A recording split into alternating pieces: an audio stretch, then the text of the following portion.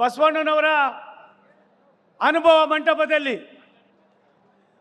ಮಂಟಪದ ಅಧ್ಯಕ್ಷರಾಗಿ ಸಿದ್ದರಾಮರು ಕೈಗೊಂಡಂಥ ಅನೇಕ ಕಾರ್ಯಕ್ರಮಗಳನ್ನು ಇವತ್ತಿನ ಪರಮ ಪೂಜ್ಯ ಇಮ್ಮಡಿ ಸಿದ್ದರಾಮೇಶ್ವರ ಮಹಾಸ್ವಾಮಿಗಳವರು ಮಾಡ್ತಾ ಇರೋದು ಮನುಕುಲಕ್ಕೆ ಒಂದು ದೊಡ್ಡ ಸಂದೇಶವನ್ನು ಆಶೀರ್ವಾದವನ್ನು ಮಾಡ್ತಾ ಇರ್ತಾರೆ. ಅವರಿಗೆ ಮತ್ತೊಮ್ಮೆ ನಾನು ನನ್ನ ಧನ್ಯವಾದಗಳನ್ನು ಭಕ್ತಿಪೂರ್ವಕವಾಗಿ ಸಮರ್ಪಣೆ ಮಾಡ್ತಾ ಇದ್ದೀನಿ. ಗುರುಬಂಧುಗಳೇ, ದಯವೇ ಧರ್ಮದ ಮೂಲವಯ ಎನ್ನುವ ಸಂದೇಶವನ್ನು ನಾಡಿಗೆ ಸಮಸ್ತ ಜನತೆಗೆ ಸಮರ್ಪಣೆ ಮಾಡುವುದರ ಮುಖೇನ ಇಮ್ಮಡಿ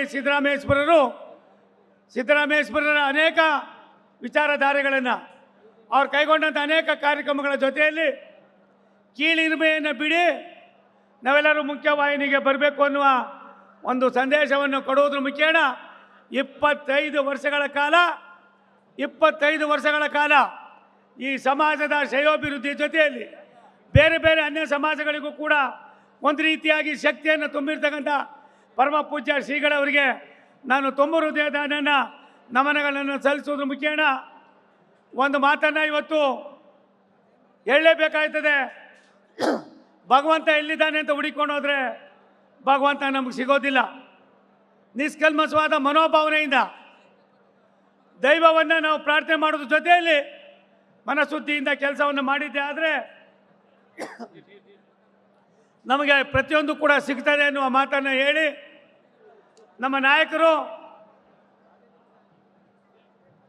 ರಾಷ್ಟ್ರದ ಕೇಂದ್ರ ಸಚಿವರು ಆಗಿರ್ತಕ್ಕಂಥ ಸನ್ಮಾನ್ಯ ಪ್ರಹ್ಲಾದ್ ಜೋಶಿ ಸಾಹೇಬರು ಸವಿಸ್ತಾರವಾಗಿ ಮಾತನಾಡಿದ್ದಾರೆ. ಇವತ್ತು ನಾನು ನನ್ನ ಹುಟ್ಟಿದ 73ನೇ ಹುಟ್ಟುಹಬ್ಬವನ್ನು ಆಚರಣೆ ಮಾಡಿ 74ನೇ ದಿನಕ್ಕೆ ಪಾದಾರ್ಪಣೆ ಮಾಡುವಾಗ ಅನೇಕ ಅರಗುರು ಚರಮೂರ್ತಿಗಳನ್ನು ನೋಡಿ ಅವರ ಆಶೀರ್ವಾದವನ್ನು ಪಡೆದಿರ್ತಕ್ಕಂಥದ್ದು ನನಗೆ ಪೂರ್ವಜನ್ಮದ ಸುಕೃತ ಅನ್ನೋ ಮಾತನ್ನು ಹೇಳಿ ಒಂದು ಕೊಡುಗೆಯನ್ನು ಈ ಒಂದು ಸಂದೇಶವನ್ನು ನಾವು ರವಾನೆ ಮಾಡಲೇಬೇಕಾಗ್ತದೆ. 94, 95, 96ರಲ್ಲಿ ಏನು ಈ ಭಾಗಕ್ಕೆ ತುಮಕೂರು, ಚಿತ್ರದುರ್ಗ ಮತ್ತು ದಾವಣಗೆರೆಗೆ ಬೇಕಾಗಿರ್ತಕ್ಕಂಥ ರೈಲ್ವೆ 172 ಕಿಲೋಮೀಟರ್ ದೂರವನ್ನು ಪ್ರಾಯಶಃ 2027 ಒಳಗಡೆ ಮಾಡಿ ಅದನ್ನು ರಾಷ್ಟ್ರದ ಪ್ರಧಾನಿಗಳಾದ ಸನ್ಮಾನ್ಯ ನರೇಂದ್ರ ಮೋದಿಯವ್ರ ಕೈಲಿ ಲೋಕಾರ್ಪಣೆ ಮಾಡ್ತಕ್ಕಂಥ ಕಾರ್ಯಕ್ರಮವನ್ನು ಇದೇ ಮಠದ ಮುಂದೆಗಡೆ ಮಾಡ್ತೀವಿ ಅನ್ನೋ ಮಾತನ್ನು ಈ ಸಂದರ್ಭದಲ್ಲಿ ಹೇಳಿ ಅನೇಕ ಬಹುದಿನದ ಕನಸನ್ನು ಇದಕ್ಕೆ ನಮಗೆ ಪ್ರೇರಕ ಶಕ್ತಿ ಇಲ್ಲಿ ಕೊಡ್ತಿರ್ತಕ್ಕಂಥ ಅನೇಕ ಅರಗುರು ಚರಮೂರ್ತಿಗಳು. ನಾನು ಚುನಾವಣೆ ಪೂರ್ವದಲ್ಲಿ ಇಲ್ಲಿ ಬಂದಾಗ ಎಲ್ಲ ಮಠಾಧೀಶರನ್ನು ಕರೆಸಿ ಒಬ್ಬ ಕಾರ್ಯಪ್ರವೃತ್ತನಾಗಿ ಕೆಲಸ ಮಾಡ್ತಕ್ಕಂಥವ್ರಿಗೆ ಆಶೀರ್ವಾದವನ್ನು ಮಾಡಿಸಿದ್ದಾರೆ. ಭಾರತ ಸರ್ಕಾರ ಸನ್ಮಾನ್ಯ ನರೇಂದ್ರ ಮೋದಿಯವರ ಜನಪರ ಕಾರ್ಯಕ್ರಮಗಳು ವಿಶೇಷವಾಗಿ ಎಲ್ಲ ವರ್ಗದವರಿಗೂ ಅವ್ರು ಕೊಡ್ತಾ ಇರ್ತಕ್ಕಂಥ ಒಂದು ದೊಡ್ಡ ಕೊಡುಗೆಯನ್ನು ನಾವೆಲ್ಲರೂ ಕೂಡ ಸ್ಮರಣೆ ಮಾಡಬೇಕಾಗ್ತದೆ. ನಾನು ತಮ್ಮಲ್ಲಿ ಒಂದು ಮನವಿಯನ್ನು ಮಾಡ್ತೀನಿ.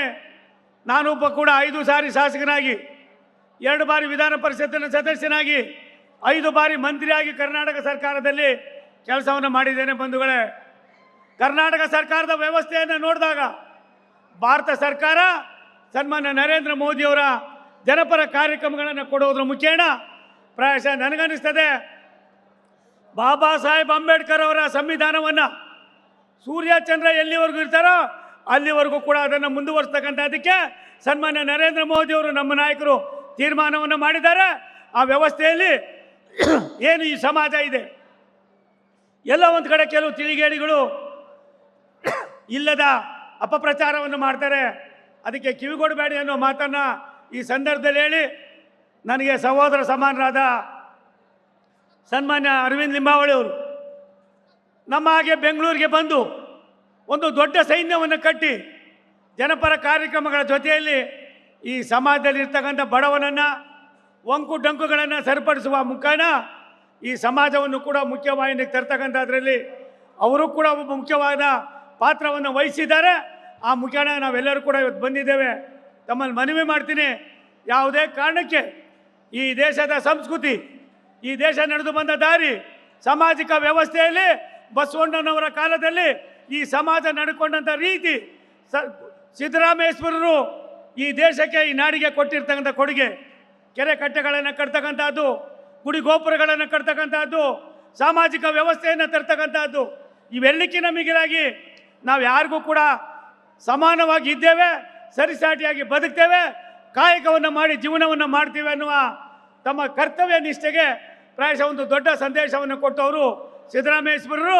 ಆ ಸಿದ್ದರಾಮೇಶ್ವರರು ಅಂದು ಏನು ಮಾಡ್ತಾಯಿದ್ರು, ಆ ಕೆಲಸವನ್ನು ಇವತ್ತು ಪರಮ ಪೂಜ್ಯ ಇಮ್ಮಡಿ ಸಿದ್ದರಾಮೇಶ್ವರರು ಮಾಡ್ತಾ ಇದ್ದಾರೆ ಅನ್ನೋ ಮಾತನ್ನು ಹೇಳಿ ಈ ಜನಸ್ತೋಮವನ್ನು ನೋಡಿದಾಗ ನನಗೆ ಒಂದು ಜ್ಞಾಪಕಕ್ಕೆ ಬರ್ತದೆ.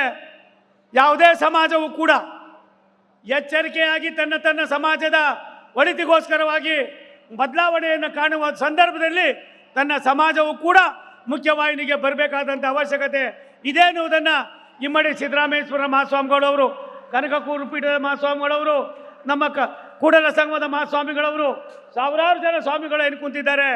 ಇವರೆಲ್ಲರೂ ಕೂಡ ಧ್ವನಿಯಾಗಿ ಈ ದೇಶದ ಇತಿಹಾಸವನ್ನು, ಈ ದೇಶ ನಡೆದು ಬಂದ ದಾರಿಯನ್ನು ಮುಂದಿನ ಯುವ ಪೀಳಿಗೆಗೆ ಬೇಕಾಗಿರ್ತಕ್ಕಂಥ ಸಂದೇಶವನ್ನು ಕೊಡ್ತಕ್ಕಂಥ ಅದಕ್ಕೆ ನರೇಂದ್ರ ಮೋದಿಯವರ ಜನಪರ ಕಾರ್ಯಕ್ರಮಗಳು, ಅವರ ದೂರದೃಷ್ಟಿಯ ಚಿಂತನೆಗಳು ಪ್ರಾಯಶಃ ನಮ್ಮೆಲ್ಲರಿಗೂ ಕೂಡ ಸಹಕಾರಿಯಾಗ್ತದೆ. ನಿಮ್ಮೆಲ್ಲರಲ್ಲೂ ನಿಮ್ಮ ಪಾದಗಳಿಗೆ ನನ್ನ ಪ್ರಣಾಮಗಳನ್ನು ಅರ್ಪಣೆ ಮಾಡಿ ಒಂದು ಮಾತನ್ನು ಹೇಳ್ತೀನಿ.